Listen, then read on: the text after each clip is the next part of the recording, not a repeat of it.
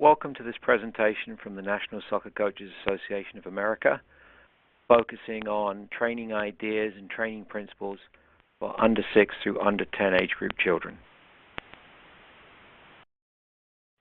In recent years, there's been wonderful research and work done on effective youth coaching for players U6 through U10. What you're about to see is a reflection of much of that good work. Especially, I would like to identify the support and endeavors of the people at US Youth Soccer, and especially the late Dr. Tom Fleck, who is also president of our association. In this presentation, we will look at 6 guiding principles that help you and the players enjoy the training environment. We will also then give you 6 activities which you may use to reinforce these principles. Number 1 principle would be that we try to identify activity which is developmentally appropriate for the children based on their physical, cognitive, and social abilities. Second, we would try to identify activities which allows for a high degree of imagination and decision making. Third, we'd like to make sure that the space we use is not only safe, but helps you to reinforce the topic. Too small can be sometimes too challenging, too big can sometimes be a little bit redundant. 4, we'd like to see if we can identify activity that develops simply and then increases in complexity as the players become more comfortable with it. 5, we would like to make sure that we do our best to keep our instruction clear, concise, and relevant to the topic. And then 6, we would always like our activity to have an element of soccer in them. So whilst we want activity which is fun and active, we'd like there to be some soccer relevance. And then the bonus principle right at the very end is to always have fun in the scrimmage type games at the end of training. There are actually 3 activities on this sheet.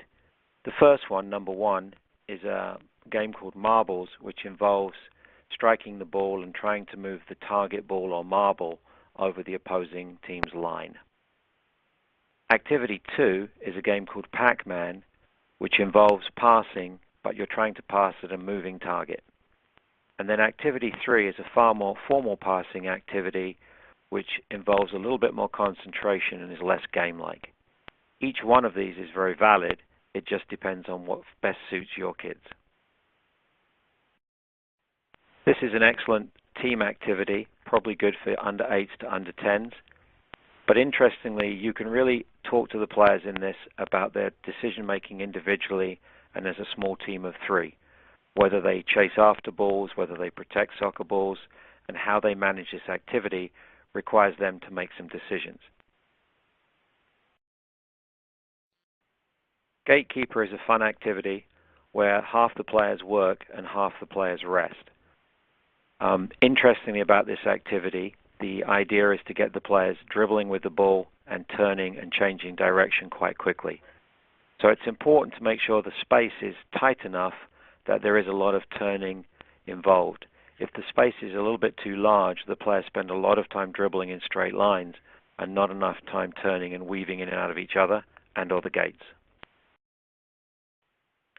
In many ways, this is a straightforward game of tag, where players dribble with their ball and try to tag other players at the same time with their hands. However, interestingly here, you can develop into a game called hospital tag, where it becomes a little bit more sophisticated and a little bit more challenging. So you develop this game from a simple to a slightly more complex level.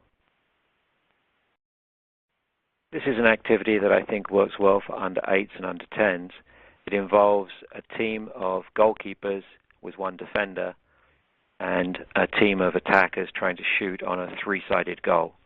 And it's quite an entertaining game. It is quite difficult, though, to set it up if you're not good with giving information, creating the environment, putting the players into it, and briefly explaining to them how the activity works. So this is an example of an activity that your ability to communicate the activity is very, very important. This is a fairly familiar game to many coaches, where players try to keep their ball in the grid and get other soccer balls out of the grid to eliminate players. However, in this variation of the game, there is no elimination.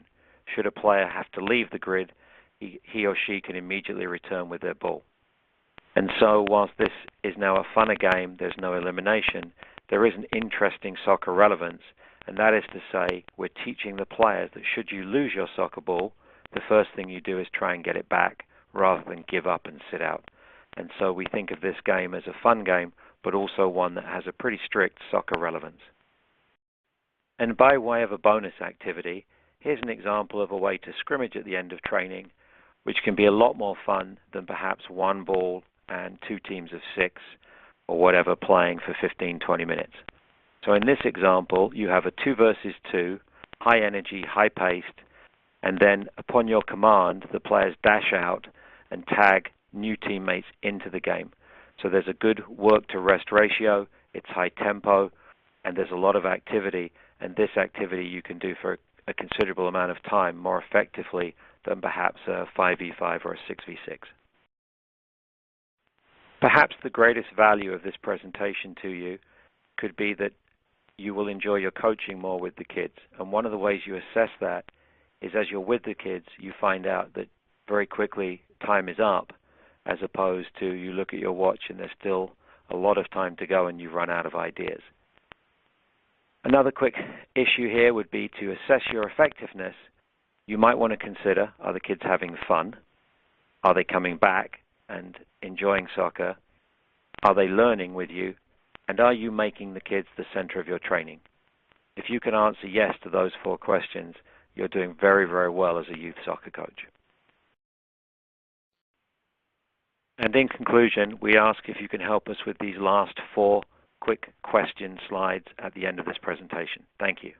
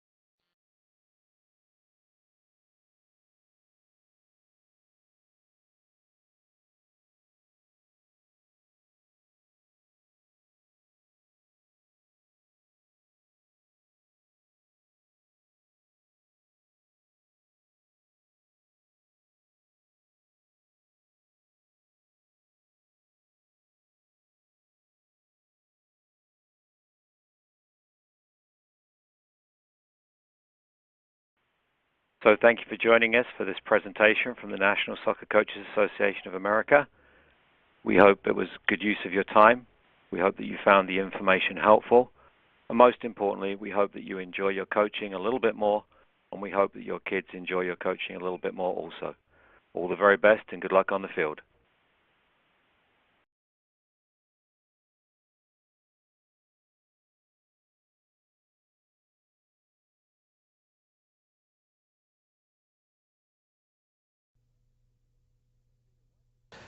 So Peter, why do you think the 8 versus 8 is so important to coaches as a model for the bigger game? Well, I think first of all you have 8 players a side instead of 11. The fact that there are 3 fewer players helps tremendously to simplify the game tactically, not just for the players but also for the coach. Now you're playing on a slightly smaller pitch, so the angles and the through balls and the movement of the ball is relatively similar to a full field. From a technical point of view, there's not anything in the game that you in an 8v8 game that in an 11v11 that you can't teach in an 8v8. From serving a ball from the flank, receiving the ball from distance, and so on. So that the merits of it are that we've been struggling for years to develop training methods that transfer from the training into the game itself. There's a fairly strong opinion that the progressive method of training, drills, don't transfer into the game very effectively. And therefore, coaching in the game 8v8, where you have goals, goalkeepers, even numbers, that's a microcosm of a full game. And so everything that they sense in that environment is very, very similar to an 11v11, but it's slightly simplified. It also, from an economy point of view, the coach is working in a smaller area. It's easier for the coach to get to players, to coach them if it's a technical topic. It's easier for the coach to move in the area if it's a tactical topic. And then the other aspect of this is that many coaches don't have the resources that we have in the NSCAA. They're working on their own, often with large groups. When you work with 8v8 on a field that's marked, and you have another 8v8 field marked out there with cones, one coach can very easily work both fields. Good point. The other thing is that for the high school age, many school systems, even club systems, ask the coach to keep no more than 16, 17, 18 players. Well, the 8v8 means that you've pretty well accommodated your whole squad in that training exercise. Teresa, what do you think about that? Well, I think, the more tools that we can give our coaches, the better. We talk about students who learn in different learning environments in the classroom. It's the same thing with the player. So there might be some players that do better in a progressive method and some that will do better in coaching the game, but we expose them to more opportunities to play within a game environment in the 8v8. So I think the more tools we give our coaches, and like you said, to keep it simple, because I think many times as coaches we try to make it very, very difficult. And 8v8 is very, very simple. You can teach the technical aspects, the tactical aspects. So I think 8v8 is a fantastic training model for 10s all the way up to 18s. I mean, I think for us to put our older players in 11 aside in a training session all the time, I think we miss a lot of pieces. They don't touch the ball quite as much. So I agree with you that you can really get every piece of the game that you need in an 8v8 scenario. Right. And we need to remember that the kids are playing soccer for fun. We believe that they can learn a lot of life's values and skills in a sporting environment, but they're playing for fun. If you ask kids from the age of 8 to 88, do they prefer to be playing in a game-like environment or a drill skill type of environment? They all love to play in a game. So Peter, what would be the best system in 8 versus 8 to simulate, say, a 4-4-2? I think most probably a 3-3-1, because then all you have to do is add one player in each phase of the game. A defender, one midfielder, and one striker.